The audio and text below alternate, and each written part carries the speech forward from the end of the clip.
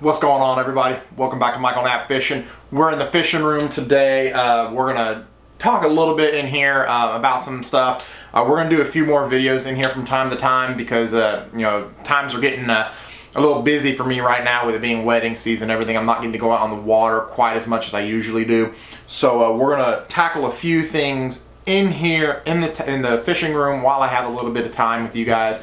I hate that it's not out on the water with y'all, but we're still going to put out videos, still give you all my take and my opinions and my knowledge of what I know about bass fishing.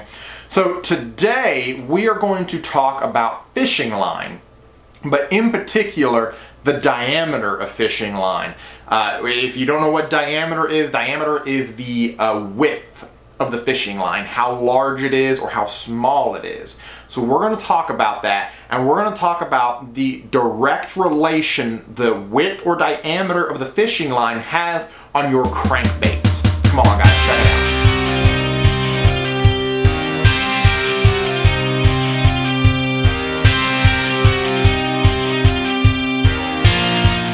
Alright guys, so one of my all-time favorite techniques is to crank. Anybody that knows me knows I love cranking. Obviously my favorite is a jig, but I love to throw a crankbait, especially in the winter and into the spring. I'll throw it in the fall a little bit too, but the winter and the spring are like my all-time favorite times to crank. Obviously summertime, we talk about deep cranking, massive 8XDs, 10XDs, Rapala DT20s.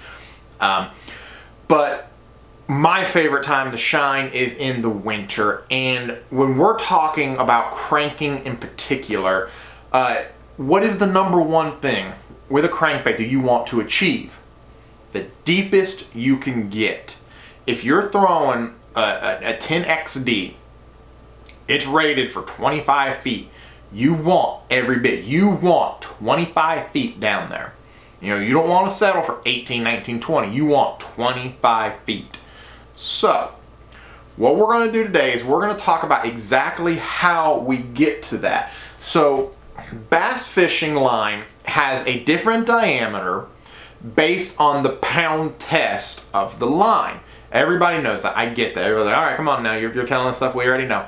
I understand. We're just going to explain it for people that may not understand everything about bass fishing just yet or that are still learning.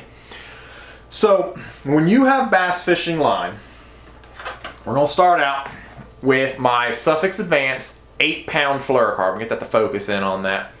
That's 8 pound. The diameter of this is 0.009. Okay, that's 8 pound. Now we're going to go up to 10 pound. Here's 10 pound. Yes, that is a big spool. Yes, I use a lot of line. Okay. 10 pound is 0.011 diameter. Now, I know a lot of people are saying, okay, well, that's a 2 pound difference. What does it really matter? Hear me out. Just wait. We're going to go over all of this. Now we're going up to 14 pound. That diameter is 0.013. Okay, so we have now gone from 8 pound test at 0.009 all the way up to 14 pound test, which is 0.13. Okay, I know that doesn't sound like a whole lot of a difference. Everybody's like, my gosh, those are microscopic numbers. You're absolutely right, they are microscopic numbers. But when we're talking about fishing, we're talking about getting down as deep as we possibly can with our crankbaits. The number one factor that comes into how deep your deep diver will dive, besides the design of the crankbait, is resistance. A lot of people are like, well, what are we talking about resistance here? Are we talking about when the bill's hitting the rock? No. We're talking about resistance of the line against the water. I know, everybody's like, that doesn't make a difference. That can't be that big of a deal. Oh, but it is, guys. This is a huge difference. Big deal when we're talking about fishing line. So, here is one thing that I want you all, in your minds, think about this. I'm sure everybody in here was a kid at one time, and I guarantee you everybody did this. Driving down the road. We're driving down the road, we stick our hand out the window. Let me see if I can get over here so you all can see my hand so you can actually tell what I'm doing. we stick our hand out the window and we sit here and do this number, right? And as our hand is cutting through the air like this, you turn it just a little bit and your hand starts to raise because of the resistance. The wind is hitting it and it's raising your hand. You go from here to here and it pushes it back. Okay, same concept with the fishing line in the water. As you're pulling that bait through the water, that water and that line are colliding. That line is cutting through the water, but it's got resistance on it. So when you're going down the road with your arm out, this shows the least amount of resistance. This gives the most resistance. Okay? So, where am I going with all this? Let's transfer this over to the fishing line again. When you have line in the water at a 0.009, there is almost no resistance whatsoever. That is 8-pound test fluorocarbon. When you jump up to 10-pound, my personal favorite for cranking, you have 0.011. That is your resistance. That is the diameter of your line. The bigger the number, the bigger the line. This is the complete opposite of hooks right now. So, when I'm cranking on the water, like I just said, I crank with 10-pound test line. So, if we are going to say, I was going to use Beach Creek, but not everybody knows Beach Creek. Gunnersville. We're going to Gunnersville. We're going to go out there, we're going to crank the grass. Not a lot of people do that. Or maybe a lot of people do that out there. I just don't know about it. We don't do that a lot here. But we're going to go crank the grass. When I'm on my front deck, I'm going to have 4 rods out with identical crankbaits. DT6. That's going to be the Rapala DT6 is what I'm going to crank grass with because it's a shallow diver or some kind of square bill, one or the other. So, 4 rods. The first one, 8-pound test. Second one, 10-pound test. Third one, 12-pound test. Fourth one, 14-pound test. Now, what is this going to do? This is going to vary how deep that deep diver can dive. So if we're looking at the water column, that 8-pound test is going to be all the way here. Then you're going to come in with a 10-pound, 12-pound, 14-pound. It's going to vary how deep those baits dive. By varying the depth that your crankbait dives, it's going to be able to eliminate grass getting on your rod or getting on your bait, or it is also going to be able to vary how deep you're colliding into the rock for those of us that crank with rock. So if we're cranking rock and we're throwing a DT6, but we're actually going to be cranking in more like 3 or 4 feet of water, it's okay to go ahead and crank up or bump up in line to say maybe that 14-pound test line.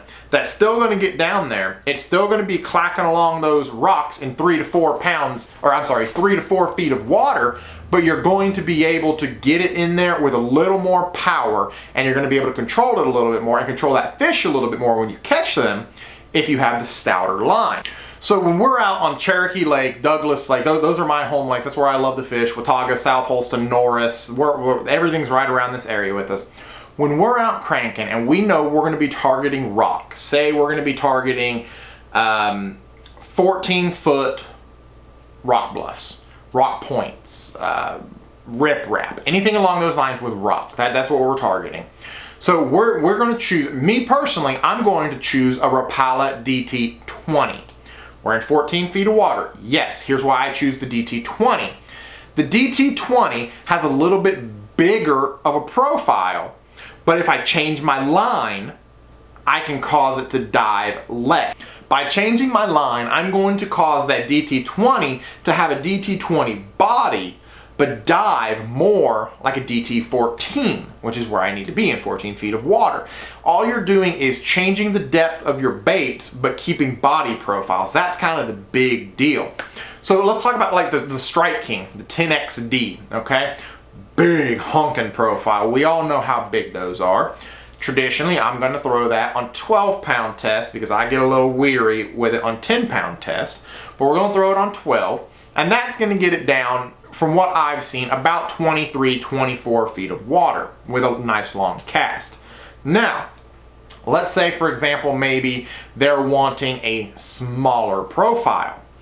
Well, then we could do something along the lines of taking a 6XD maybe, dropping down to 8-pound test. Yes, I know that's a little sketchy going that low with the line.